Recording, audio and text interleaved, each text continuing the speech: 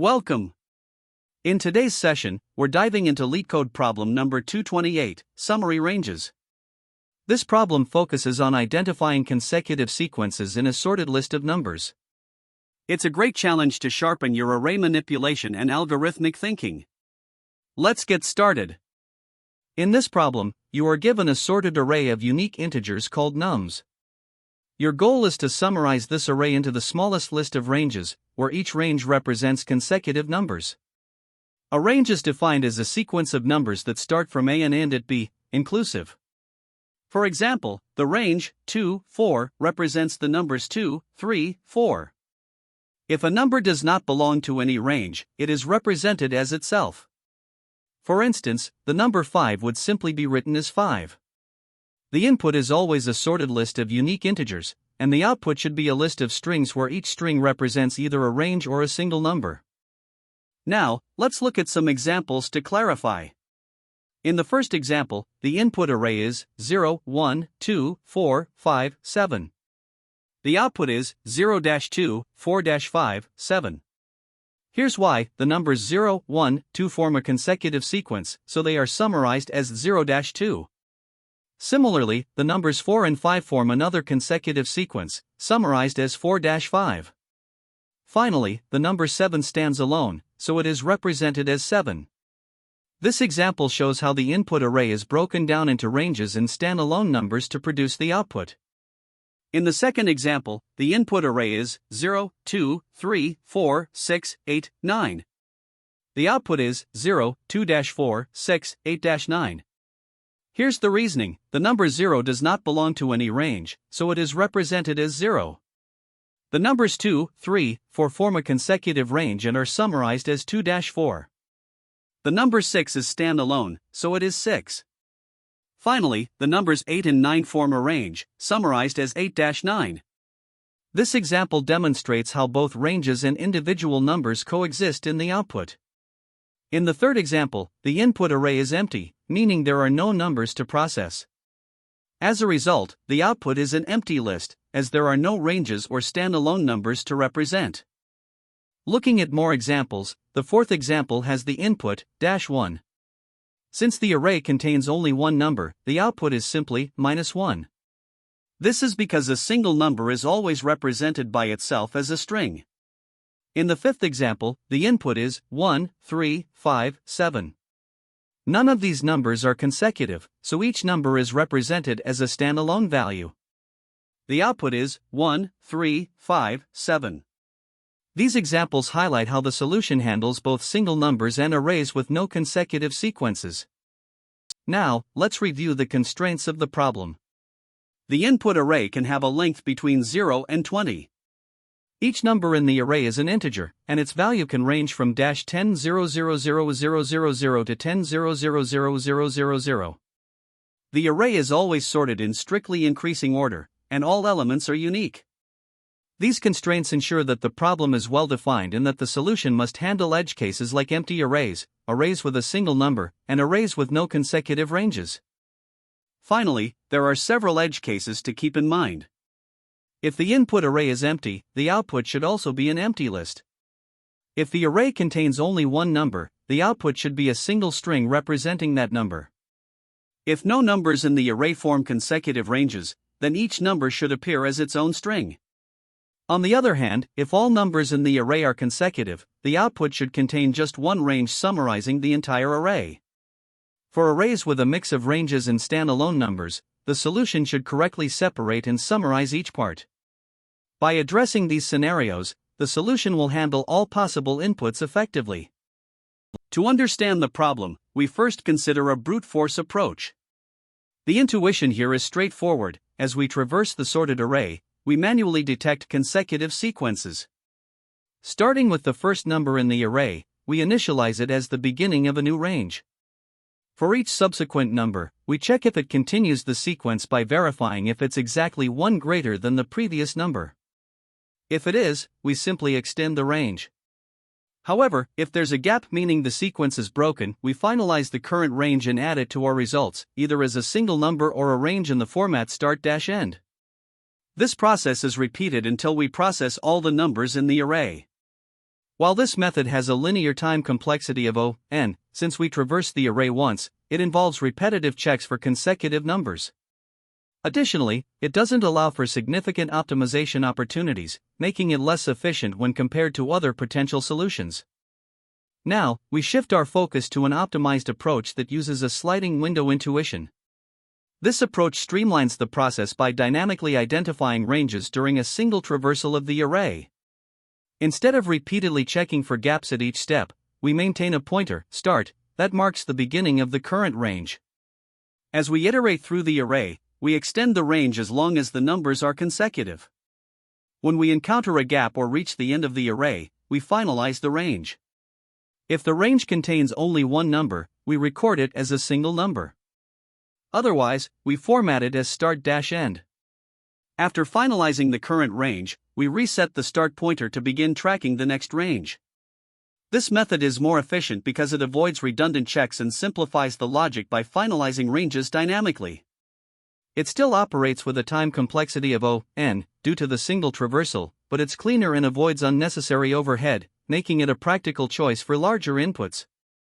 The optimized approach stands out as the chosen strategy for this problem because it strikes the right balance between simplicity and efficiency. The key insight here is that consecutive numbers in a sorted array naturally group into ranges. This means we can dynamically track and finalize ranges without requiring additional loops or computations. By observing that the difference between consecutive numbers can identify sequences, and treating single numbers as a special case of a range, we simplify both the logic and implementation. A single traversal is sufficient, as ranges can be finalized immediately when a gap is detected. This approach is efficient with an O(n) time complexity, clear in its logic, and scalable to handle edge cases like empty arrays or single-element inputs seamlessly. These factors make it an elegant solution, leveraging the sorted nature of the input to avoid unnecessary complexity. While the optimized approach is our chosen solution, it's important to consider alternatives and their respective trade-offs. A recursive approach could theoretically solve the problem, but it introduces additional memory overhead due to the call stack and is less intuitive to implement. Similarly, a two-pointer approach explicitly tracks the boundaries of each range but adds unnecessary complexity, as a single pointer is sufficient for this task. Ultimately, the optimized approach offers the best balance of efficiency, clarity, and simplicity. It avoids the scalability issues of the brute force method while remaining intuitive and easy to implement. Recursive and two-pointer methods, while valid, add layers of complexity without providing significant advantages. By focusing on the optimized approach, we achieve a solution that is both practical and robust for a wide range of inputs. To solve the problem, we start by understanding our task. Given a sorted array of integers, we need to identify consecutive ranges of numbers. A range consists of a starting number and an ending number, and we return a list of all such ranges. For example, if the input is 0, 1, 2, 4, 5, 7, the output would be 0, 2, 4, 5, 7, 7. To achieve this, we begin by initializing the necessary variables. We create an empty list called result to store the ranges we find.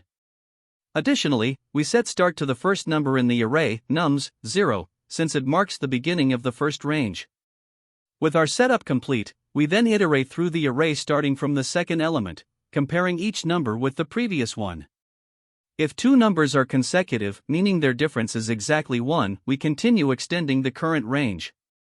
However, if a gap is detected, we finalize the current range, add it to the result, and reset the start to begin tracking a new range.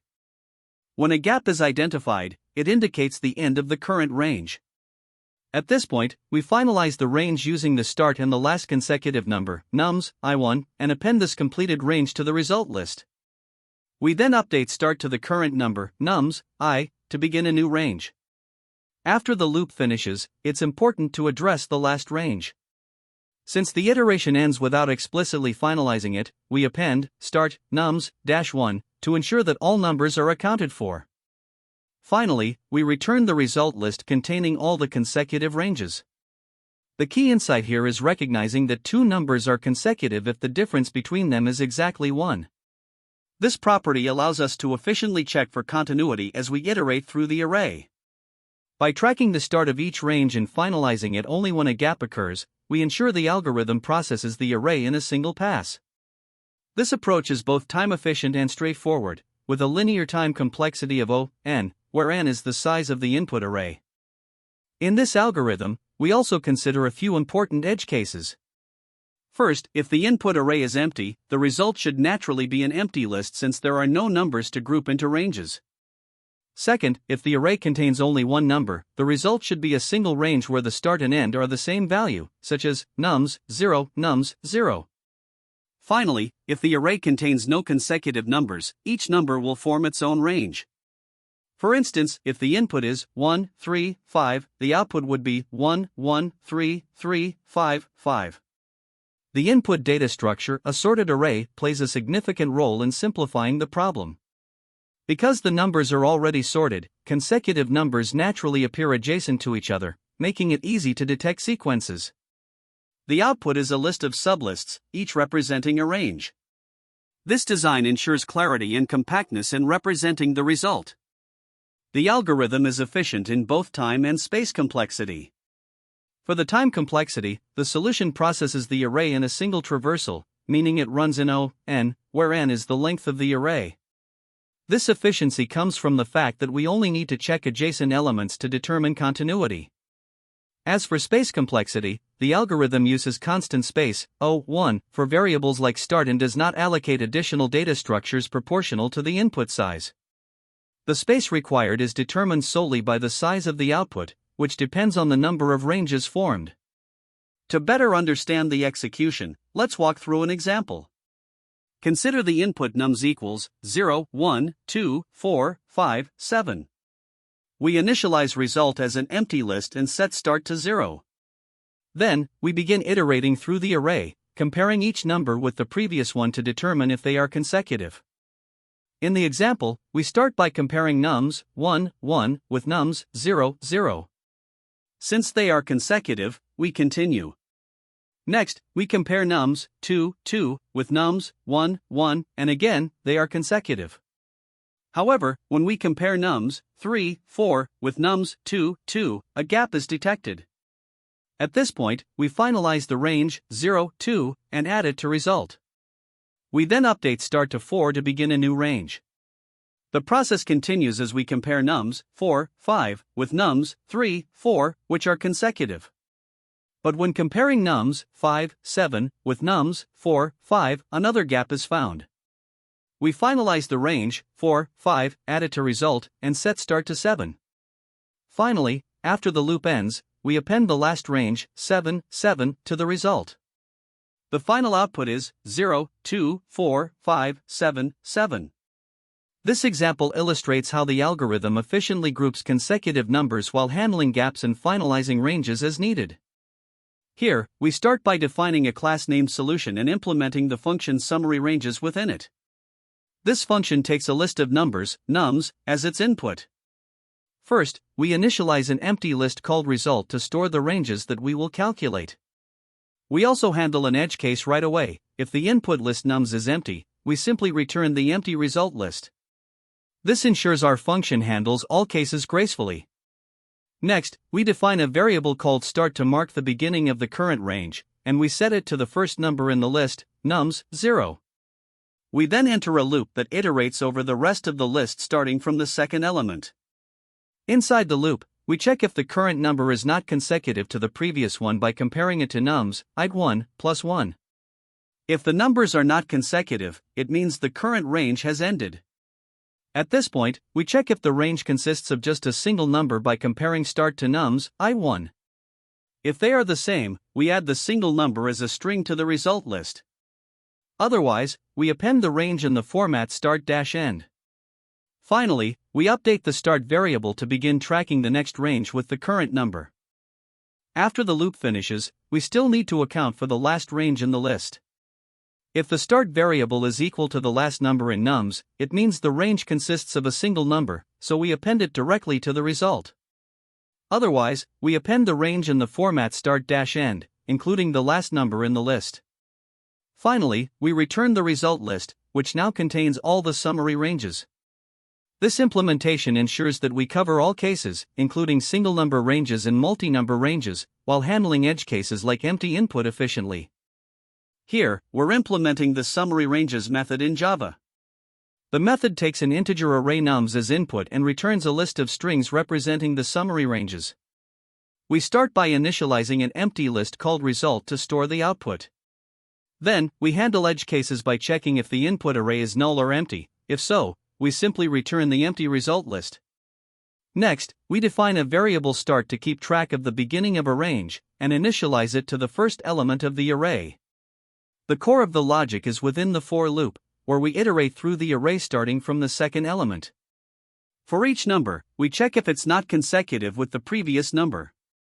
If the condition is true, we determine if the range contains only a single number or multiple numbers. For a single number, we add it directly to the result as a string. For a range, we format it as start-end and add it to the result. After processing this range, we update start to the current number to begin tracking the next range. Finally, after the loop, we handle the last range in the array. If the value of start matches the last number in the array, it means the range contains only one number, so we add start as a string to the result. Otherwise, we add the formatted range start-end to the result list. At the end of the method, we return the result list, which now contains all the summary ranges. This implementation ensures we efficiently handle consecutive and non-consecutive numbers in the input, producing the desired output in linear time. Here, we start with the input array nums equals 0, 1, 2, 4, 5, 7. The goal is to identify consecutive ranges and summarize them. First, we initialize an empty list result to store the ranges, and set the variable start to the first number, which is 0. As we iterate through the array, we check for breaks in consecutiveness. At index 1, the current number is 1, which is consecutive with the previous number, so no range is added yet. Similarly, at index 2, the number 2 is also consecutive, so we continue. When we reach index 3, the current number 4 breaks the sequence because it is not consecutive with 2. This is where we finalize the range from start equals 0 to nums 2 equals 2, forming the range 0-2, and add it to result. We then update start to 4 and keep iterating. At index 4, the number 5 is consecutive with 4, so no range is added.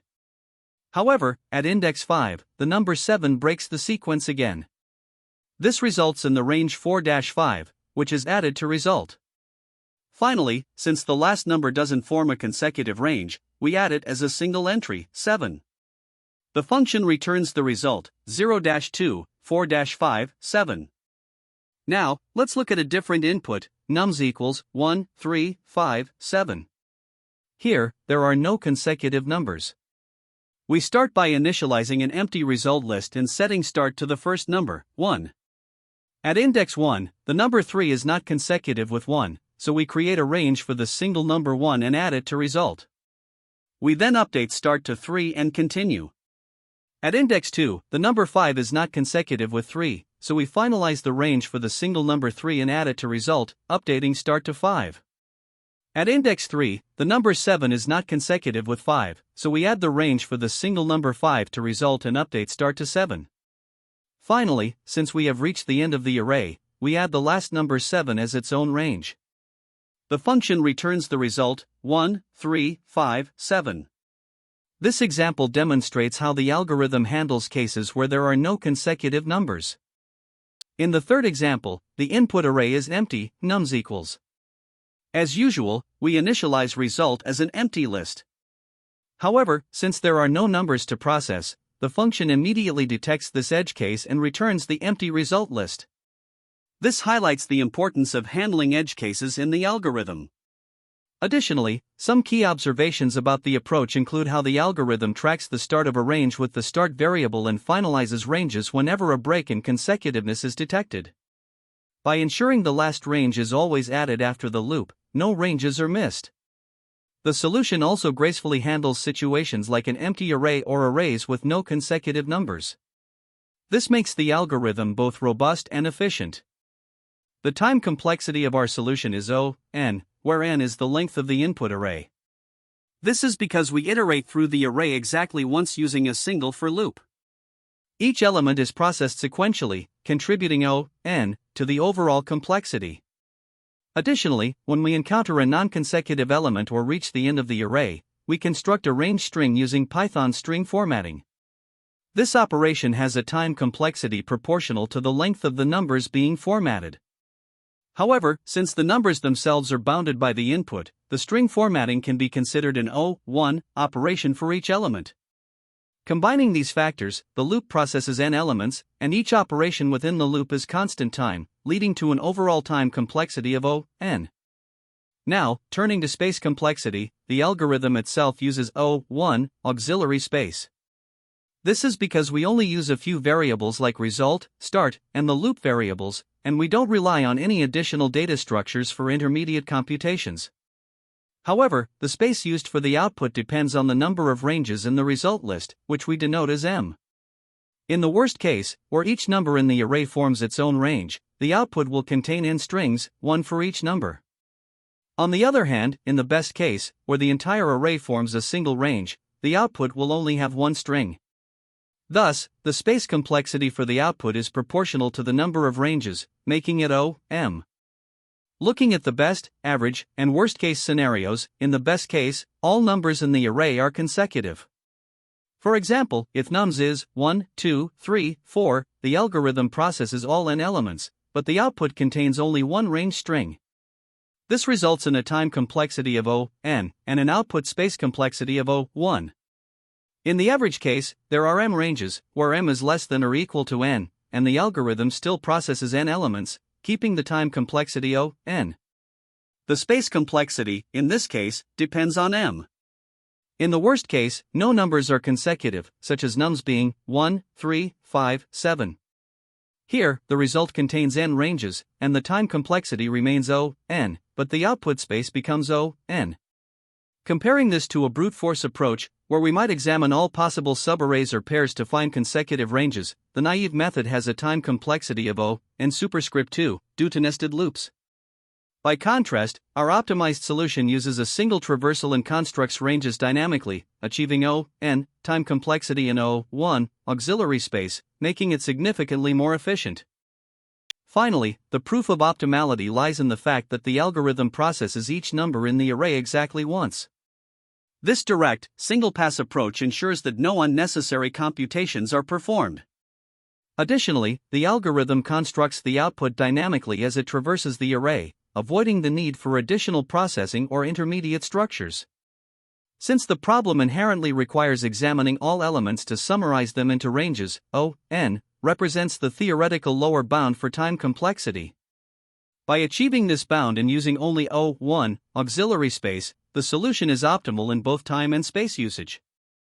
When solving problems like summary ranges, there are several common mistakes to watch out for. First, not handling edge cases like an empty array or an input with only one element can lead to runtime errors or incorrect outputs. It's important to explicitly test and account for these scenarios. Another common issue is the unnecessary use of sorting operations.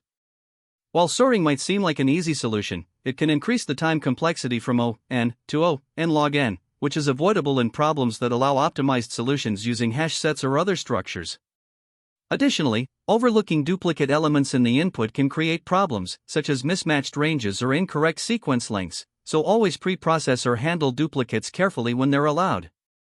Brute force approaches can also lead to inefficiencies by checking every element redundantly. Instead, try to skip elements that are already part of a processed sequence. Finally, incorrect initialization of variables like the start of a sequence or the bounds for tracking ranges can introduce logical errors, so always double-check how you're setting these values before running your solution. Now, let's consider some insights that are particularly useful during interviews. Hashing is a powerful tool for problems involving consecutive sequences, as it enables O(n) time complexity through quick lookups and efficient tracking of sequence boundaries. Always think about whether a hash set or dictionary could simplify your solution. It's also critical to focus on the specific constraints of the problem. For instance, if the input is guaranteed to be sorted or contains distinct elements, you can leverage these details to reduce complexity or eliminate unnecessary checks. Recognizing common patterns is another key. Skilled problems involving sequences, ranges, or subsets often require iterative or recursive approaches with careful boundary management. Finally, you should always consider the trade-offs between space and time. Using additional data structures like hash sets can provide significant speed improvements, but it's important to weigh these benefits against the extra memory usage and ensure the trade-off is justified for the problem at hand. It's also helpful to understand how summary ranges relates to other problems. For example, problem 128, longest consecutive sequence, focuses on finding the length of the longest sequence of consecutive numbers in an unsorted array. This problem similarly relies on hash sets for efficiency. Problem 300, longest increasing subsequence, shares some parallels in sequence management but involves maintaining order, making it a dynamic programming challenge.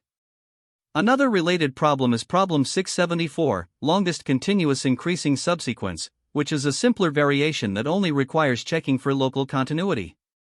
Even problem 121, best time to buy and sell stock, while not directly sequence related, involves tracking ranges effectively, such as identifying minimum and maximum values.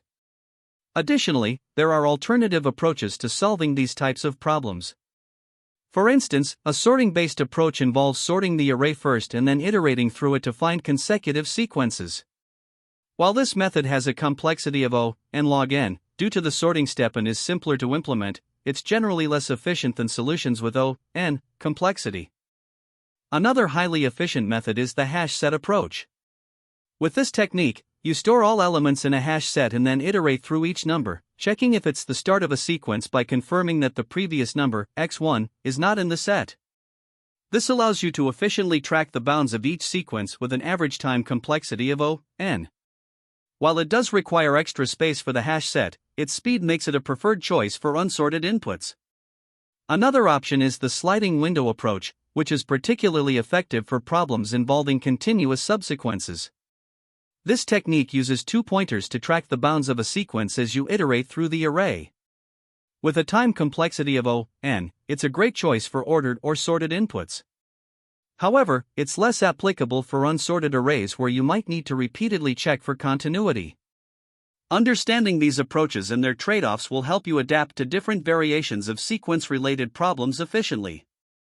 Great job!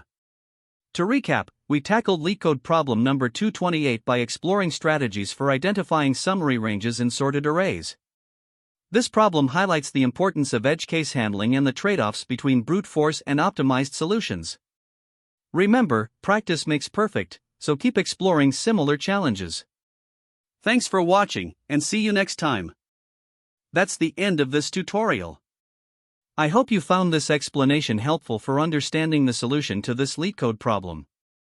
If you enjoyed this content, please consider subscribing to the channel for more coding tutorials and solutions. Feel free to leave a like if this video helped you, and don't hesitate to comment with any questions you might have. Thanks for watching, and happy coding!